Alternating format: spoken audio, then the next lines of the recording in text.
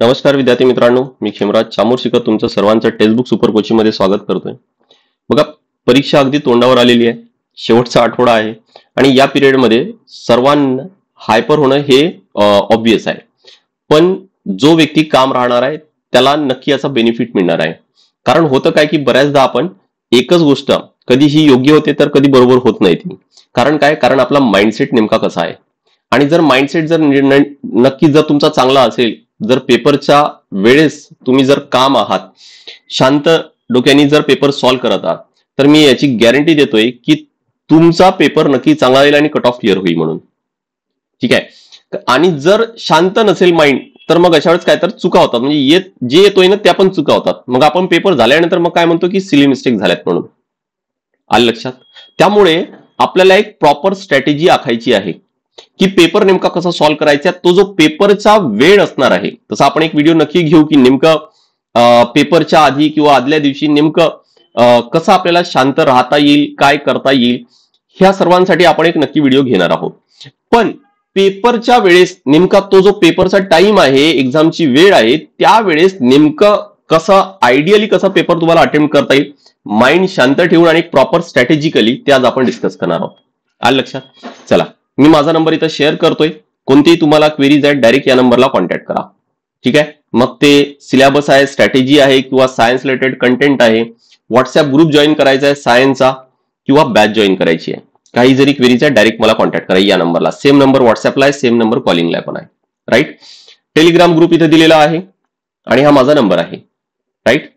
Batch कोणते आपल्याकडे बघा, यशोदय बॅच आहे जी एमपीएससी आणि युपीएससी दोन्ही पण यामध्ये कव्हर होईल आणि कंबाईन साठी सुद्धा काय तर साठी सुद्धा आपल्याकडे बॅच आहे।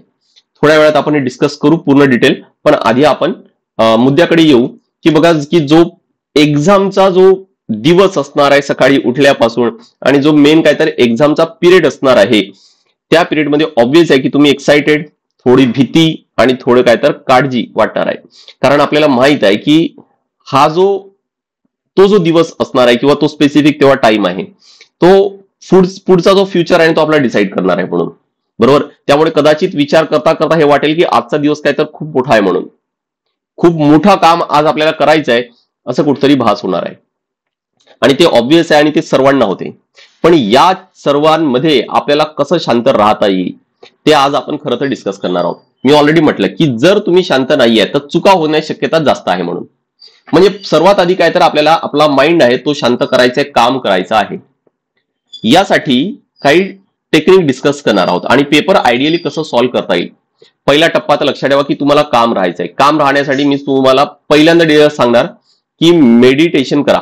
थोडंसं पेपरच्या आधी 1-2 मिनिट डोळे बंद करून थोडंसं विचार करा। श्वास आहे तो लांब श्वास घ्यायचा आहे, हळूहळू सोडायचा आहे। राईट ना? तुमचा क्लिअर लक्षात येईल। बघा, मी किती सांगितलं तरी काही आता तुम्हाला हे जाणवणार नाहीये, पण हे करून बघा, तुम्हाला लक्षात येईल की तुमचे हार्टबीट्स आहेत ना ते थोडे स्लो झालेत, थोडं आता काय तर शांत वाटायला लागले म्हणून। बरोबर? पण हे नक्की करून पहा। बरं, चला, कोणाला काही डाऊट असेल की यात खरंच होतोय की नाही, पण त्यातून काही तोटा तर नाहीये ना, होईल तर फायदाच होईल। बरोबर? दुसरं, शांत होण्यासाठी होतं काय तर बघा, आपण पेपर समोर आल्यानंतर, आणि जनरली हे आपल्यासोबत होते, सर्वांसोबत होते, आपण लगेच काय तर घाईघाईत, मी ऑलरेडी सांगितलं की वेळ आपल्या पक्षात आहे, टाइम आपल्या पक्षात आहे, आयोगाच्या नाही आहे। कंबाईन मध्ये ती आयोगाच्या पक्षात आहे, तिथं वेळ पुरत नाही। पण राज्यसेवामध्ये आपल्याकडे 2 तास आहे, 100 प्रश्न सॉल्व्ह करायचे आहेत, सहज होतात। जीएस चे पण होतात, सीसॅट मध्ये तर क्वालिफाईंग आहे, सहज होतात। करेक्ट? त्यामुळे वेळ आहे ते आपल्या पक्षात आहे, त्याचा प्रॉपर फायदा करून घ्या। आणि म्हणूनच त्या वेळेचा प्रॉपर फायदा कसं करून घ्यायचा हे डिस्कस करणार आपण। पहिला मुद्दा तर मेडिटेशन आहे। दुसरा आहे काय तर पेपर समोर आल्यानंतर लगेच आपण काय करतो, पहिला प्रश्न सॉल्व्ह करायला घेतो, येत नाही, मग दुसरा घेतो, कदाचित तोही आला किंवा नाही आला, तिसरा घेतो, नाही आला, आणि असे जर 3-4 प्रश्न जर नाही आले मग होतो आपण हायपर। मग आपल्याला वाटते की पेपर काय तर कठीण आला। हार्टबीट्स जे शांत झालेले होते, थोडे स्लो झालेले होते, ते अजून फास्ट होतील, ते होऊ देऊ नका। आणि म्हणून काय करायचं, पेपर आल्यानंतर लगेच सॉल्व्ह करण्यापेक्षा थोडंसं त्याला फ्लिप करा, त्याचे पान आहे ना ते चाडायचे। म्हणजे नेमकं काय करायचे आहेत, चाडायचे म्हणजेच की ऍटलिस्ट आपण एवढं करून ठेवू शकतो की कोणत्या पानावर कोणत्या विषयाचे प्रश्न आहेत। तर त्यासाठी काय करू आपण, काही सिम्बॉल्स आहे त्याचा वापर करू. जसा या पानावर कोणत्या पानावर जर पॉलिटीची असेल तर तिथं मी पी लिहून ठेवतोय. 2-3 पान गेल्यानंतर मग लक्षात येते की इकॉनॉमिक्सचे आहे तर तिथे ई केलंय. 2-3 पान गेल्यानंतर लक्षात आले की तिथे सायन्सचे आहे तर एस केलंय. बरोबर. यामुळे काय होणार की आपल्याला लगेच लक्षात येईल, कारण स्वतःचा अभ्यास आपल्या स्वतःला माहित आहे की कोणाचा अभ्यास किती झालाय है ना. स्वतःला माहिती आहे ना, प्रत्येकाला माहिती आहे ना की त्यांचा अभ्यास किती झालाय म्हणून. त्यांसाठी कोणता विषय हा मजबूत आहे, चांगला आहे, कोणता विषय कठीण आहे हे माहिती आहे ना. समजा की मी पहिला प्रश्न सॉल्व्ह करायला घेतो आणि माझा पॉलिटी तेवढा मजबूत नाहीये, तेवढा चांगला नाहीये, मग ऑब्व्हियस आहे ना हायपर होईल. पण माझा सायन्स चांगला आहे तर मग त्या चक्करमध्ये सायन्सची पण चुका होण्याची शक्यता आहे. मग म्हणून काय करायचं, सुरुवातीचे 2-3 मिनिट फक्त फ्लिप करा. फ्लिप करून थोडं एवढं तर काढून ठेवा ना की पॉलिटी, इकॉनॉमिक्स, सायन्स कुठं कुठं कोणकोणते प्रश्न आहे आणि सिक्वेन्स काय आहे. सिक्वेन्स तर आपल्याला माहित होईल. आणि जर तुम्ही मॉक टेस्ट जर दिलं असणार तर आय होप की तुमचा बघ ऑर्डर आणि तो पण डिसाईड असेल की कोणता विषय आधी करायचा, कोणता विषय नंतर करायचा म्हणून. यातून पण नक्की फायदा होणार, कारण सबकॉन्शियस माइंड कसा काम करतो, एखादी गोष्ट परत परत परत परत करा तर काय होते की नंतर खूप प्रॅक्टिस केल्यानंतर ती गोष्ट करायला आपल्याला विचार करावा लागत नाही, ती सहज होऊन जाते. बरोबर. हा बस तसंच करायचंय. जर आपला हा ऑर्डर जर फिक्स आहे तर आपल्याला सबकॉन्शियस माइंड मध्ये ते चालू जातं आणि काय तर आपला माइंड प्रॉपरली काय तर त्यानुसार काम करते. म्हणून शक्यतोवर काय तर मॉक टेस्टचा फायदा हाच आहे की आपल्याला आपला सबकॉन्शियस माइंड आहे तो रेडी करायचा आहे.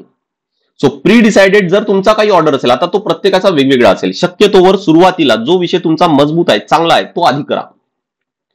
कठीण विषय आधी गेलं तर मग काय होणार की हायपर होणार, हार्टबीट्स वाढतील, मग घाईघाईत काय तर जे येत आहे ते पण चुकतील, त्या होऊ देऊ नका.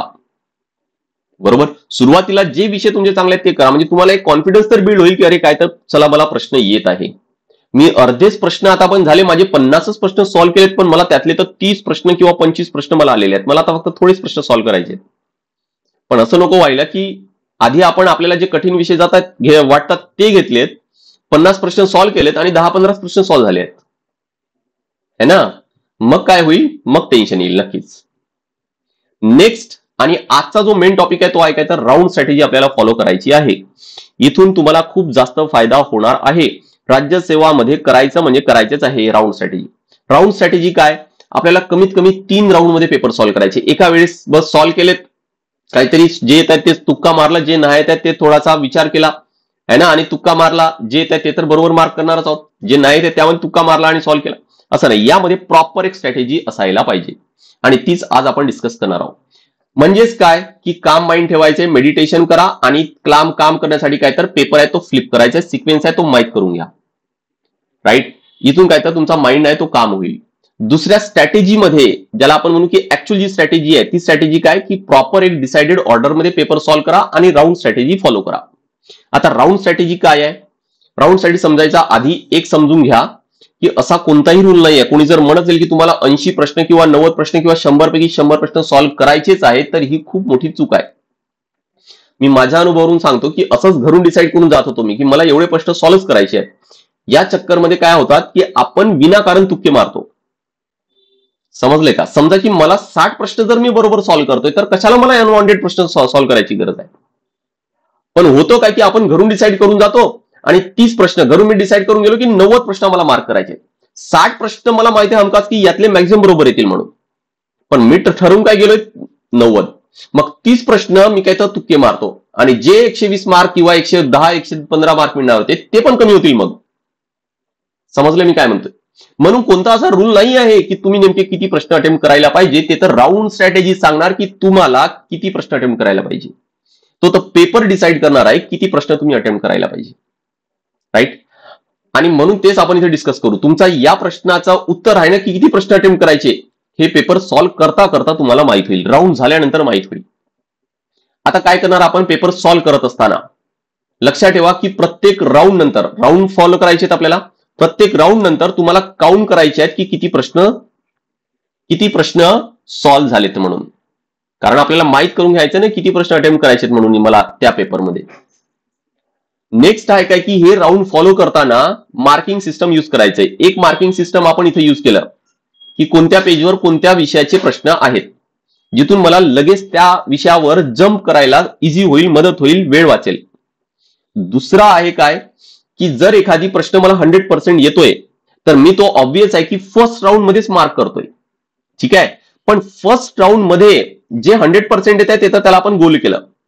क्वेश्चन पेपरवर त्याला पण मार्क करा, काहीतरी सर्कल वगैरे करा, असं काहीतरी मार्किंग सिस्टम करा, जे तुम्हाला जमते ती मार्किंग सिस्टम वापरा. पण जर एखादी प्रश्न सॉल्व्ह करता करता त्यामध्ये जर 4 पैकी तुम्ही 2च ऑप्शन एलिमिनेट केलेत, बरोबर, तर त्याला काय करू आपण, त्याला बॉक्स करू, पण त्याला मार्क करायचं नाहीये. तो दुसऱ्या राऊंड मध्ये त्याला मार्क करणार. जिथं तुम्ही एकच मार्क करत आहात, एकच ऑप्शन एलिमिनेट होत आहे, त्याला काहीतरी मग असा अंडरलाईन वगैरे करा. आणि ज्याला एकही ऑप्शन एलिमिनेट होत नाहीये त्याला काहीच करू नका, आणि त्याला सॉल्व्ह पण करायचं नाहीये. बरोबर, हा जो आहे ना याला सॉल्व्ह पण करायचा नाहीये, जो 0% ज्यामध्ये तुम्ही एकही प्रश्न एलिमिनेट केलेला, एकही ऑप्शन एलिमिनेट केलेलं नाही, त्याला सॉल्व्ह पण करू नका. आता पहिल्या राऊंड मध्ये काय केलं तुम्ही, जे तुम्हाला 100% येत आहे ते तर सॉल्व्ह केलेत, आन्सर कीवर सर्कल केलंय, आणि प्रश्नाला पण काय तर तुम्ही राऊंड केले. आता झालेत, हे झाल्यानंतर काय म्हटलं की प्रत्येक राऊंड नंतर तुम्हाला काउंट करायचे किती झालेत. समजा की 40 प्रश्न असे झालेत 100% वाले, तुम्ही सर्कल पण केलेत आन्सर की मध्ये, एवढ्याने कट ऑफ तर क्लिअर होणार नाही, पण इथून आपल्याला अंदाज येतोय की मला परत पुढे काय तर 40 एक प्रश्न तरी अटेम्प्ट करावे लागतील, 40 तरी प्रश्न अटेम्प्ट करावे लागतील. जर तुम्ही 50 प्रश्न बरोबर सॉल्व्ह केले असेल तर थोडे कमी करा मग ते. जर तुम्ही 30च प्रश्न बरोबर सॉल्व्ह केले असाल तर तिकडे एक्स्ट्रा प्रश्न आता मार्क करायचे ते वाढवावे लागतील. समजलंय का? म्हणून म्हणतोय की घरून डिसाईड करून जायचं नाहीये की किती प्रश्न अटेम्प्ट करायचे म्हणून. आता दुसऱ्या राऊंडकडे ज्यावेळेस जाणार त्यावेळेस दुसऱ्या राऊंड मध्ये काय करणार आपण, हे जे प्रश्न होते ज्यामध्ये आपण 2 ऑप्शन एलिमिनेट केलेले होते त्याला नक्की मार्क करायचं आहेच. कारण तुम्ही ऑलरेडी 4 पैकी 2 ऑप्शन एलिमिनेट केलेत, 0 प्रोबॅबिलिटी होती, आता ती 50% आलेली आहे.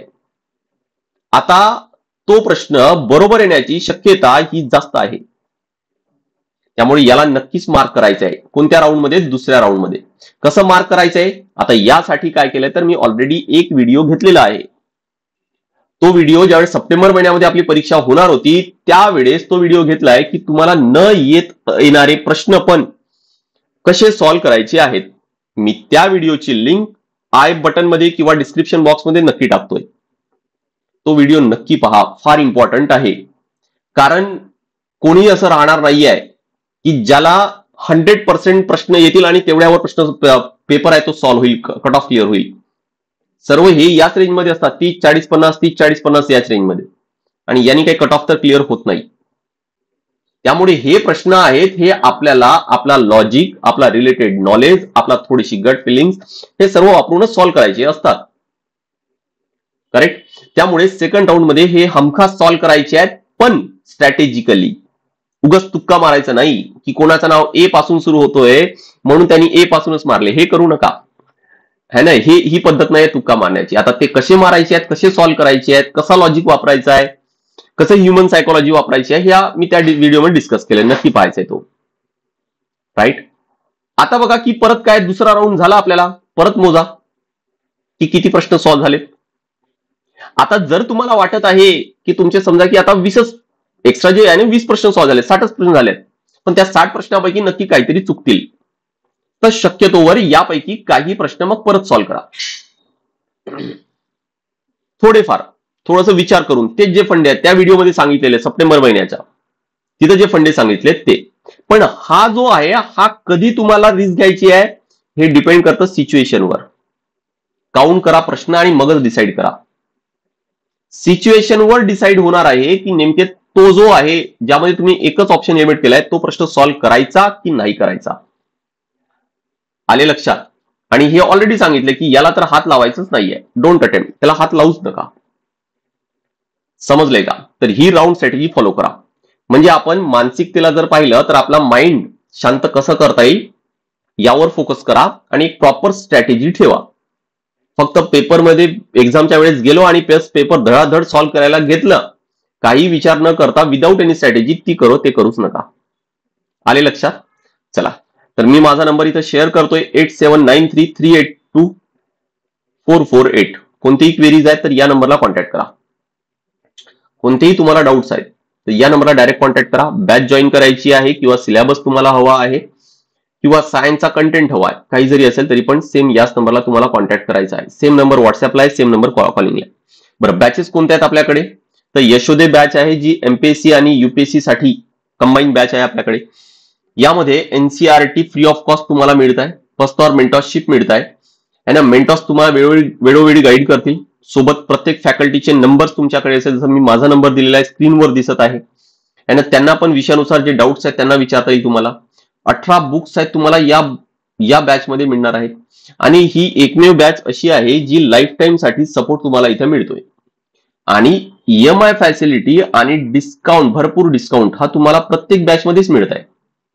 आता यासाठी ही फायनल फीस किती असणार आहे, किती डिस्काउंट मिळेल, प्रत्येक महिन्याला मला किती ईएमआय भरावं लागेल, असे डाऊट्स असेल तर या नंबरला कॉन्टॅक्ट करायचे. ठीक आहे. सोबत कंबाईन ग्रुप बी ग्रुप सी ची पण आपल्याकडे बॅच आहे. प्री आणि मेन्स त्यामध्ये सर्व कव्हर होणार. Courses, mock test, study note सर्व काही कव्हर होईल. सोबत या बॅच मध्ये लक्षात ठेवा की वेळोवेळी तुम्हाला जे तज्ज्ञ शिक्षक आहेत, अधिकारी आहेत त्यांचं मार्गदर्शन मिळेल. मॉक टेस्ट आहेत ते मिळेल. पीडीएफ स्टडी मटेरियल आहे ते मिळणार आहे ना. कम्प्लीट स्टडी आहे ते होणार आहे इथं. प्री आणि मेन्सची इंग्लिश आणि मराठी ते पण विषय यामध्ये होईल. नंबर स्क्रीनवर दिसत आहे. काही क्वेरीज आहे डायरेक्ट कॉन्टॅक्ट करा. यस, चला नेक्स्ट सेशनला भेटूया. This is all from my side. Thank you very much.